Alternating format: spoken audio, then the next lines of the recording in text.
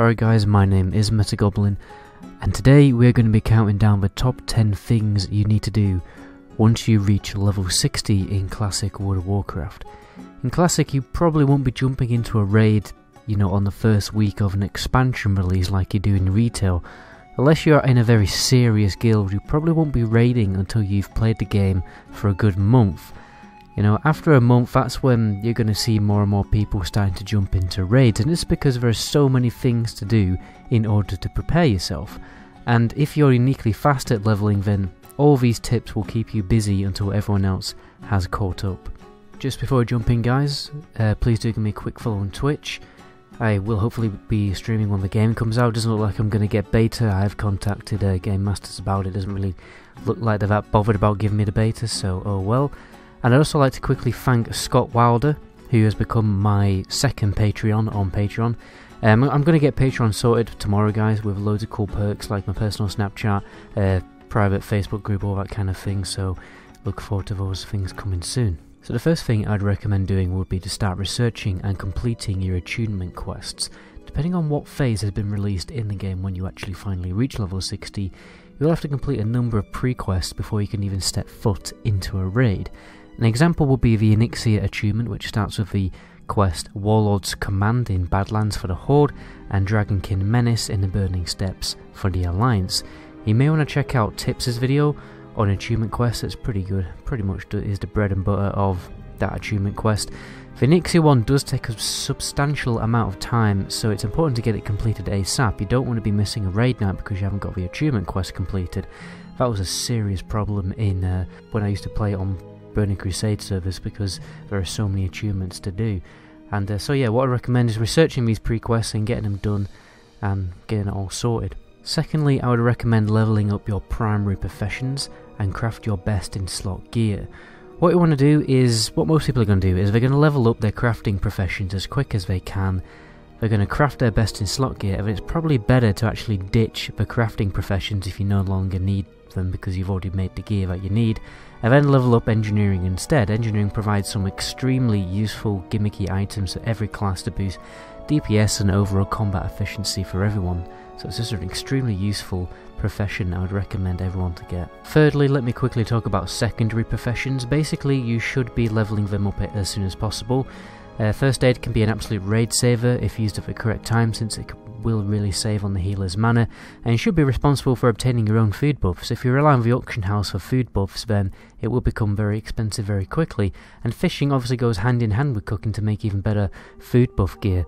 You also have a chance of finding really valuable loot while fishing, so it can be a good money maker. Fourthly, I'd recommend farming gimmicky items useful to your class. These are mostly useful for PvP, but they can be useful in a number of PvE scenarios and just generally provide an improvement to your quality of life. Examples could be the Skull of the Pending Doom, the Tidal Charm, or the nifty pocket watch. So research these items and find out how to obtain them. Fifthly, we have an obvious tip, which is going to be go and farm your pre-raid gear. Alright, well, your pre-raid best in slot gear. This kind of gear, it can come from a number of sources, like professions, like we've already mentioned, dungeon quests, normal quests, PvP, but mostly the items are going to drop from raw boss drops in the dungeon itself. You will probably have to farm your pre-raid best gear for quite a while, but some guilds will try and push raiding into Molten Core early before everyone is 100% pre-raid best in slot, which means you might find you'll still be farming the best in slot gear even after you've done the raid, so that the next time you go into a raid you'll be better at doing that raid, especially since some of the dungeon gear itself is actually better than the raid gear. For my sixth tip, I'd recommend farming a truckload of gold. Gold is the most useful resource in Classic. It can be used to buy best in slot gear if you're too lazy to do the professions yourself. It's essential to obtain all the consumables that you require before you've stepped foot into a raid. You'll also need it to get your epic mount, which is a huge upgrade up to from your level 40 mount. Apart from the obvious convenience of being able to move faster, it is actually quite important for doing a world buff run, because you want to get those world buffs and you want a good duration on those buffs before you step into the raid. If you're moving slow, then you're wasting time on those world buffs, and if you're the one guy who has a slow mount, you're wasting the duration on the world buffs for everyone else in the raid. But to be honest, you probably will just get left behind, so there's a chance of you actually missing raid buffs if everyone else is faster than you. So what I recommend, it's probably going to take you a good 20 hours of solid gold farming to get your mount, but I recommend just getting it out of the way and just get it done you can spread that over 2 days. 2 days, solid gold farming, let's get it done. My 7th tip will be to master your class. You really want to go full nerd mode in understanding how to maximise your combat efficiency and general usefulness in a raiding environment or a PvP one. So go look up an over-detailed guide online and try to learn as much as you can. There will be guides appearing on this channel quite soon, so stay tuned for that.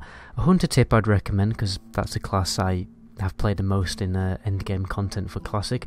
I'd recommend camping the best available pets in the game, such as Lupos, who does melee shadow damage, which can ignore armor on high armor bosses. My 8th tip will be to get a guild sorted. You might already be in a guild, but the issue with that is the unreliability of everyone within your guild reaching level 60 fast enough, if at all, if they actually managed to get to level 60 in the first place. So you may want to swap into a different guild with more reliable and dedicated players if that's the kind of thing you're looking for. If you don't want to wait ages to step foot into your first raid, maybe you want to get into your raid within the 3rd week of release, or at least a month. You don't want to be waiting a couple of months. Get a good guild sorted. And if you're showing the dedication to do all of these tips, then it's going to be pretty easy for you to get into a guild. Once you have a guild, start making friends within that guild. My 9th tip is to make friends of an enchanter. It's important to keep your gear updated with the most optimal enchants in the game, but you can't really rely on the auction house for the enchantments, because enchanting scrolls and enchanting vellums, they don't come into the game until later expansions. This means that you'll have to get your gear manually enchanted within a trade window. So this is why it's useful being friends of an enchanter. If you want to, if you want my top tip to make a friend, right, with someone, it's simple, just help people, right? If someone needs help with a quest, you go out and help them. If someone needs a tank for a dungeon, just go and help them. If somebody needs a little bit of money to buy spells, then just give them a little bung. My last tip is to essentially do the same, but for an alchemist. It will be cheaper for you to buy the mats from the auction house and then ask your guild friend to make your flasks and potions for you. And if you've been nice to him during the leveling process, he might just give you some for free. Classic WoW is all about helping each other to clear raid content. Retail has really lost that with its guild design, since everything can just be easily bought from the auction house. There's no need for these little mini trading social interactions between players, because that's the kind of thing, that's the main reason why World of Warcraft has such a good community feeling, is because you have to go and talk to people, you have to make friends. Otherwise, you're not beating the game. You're not going to beat the game unless you make friends. You have to be social, and you have to work together. And that's my final note. That's where I'm going to end the video, guys. My name is Goblin. Until my next video, ciao.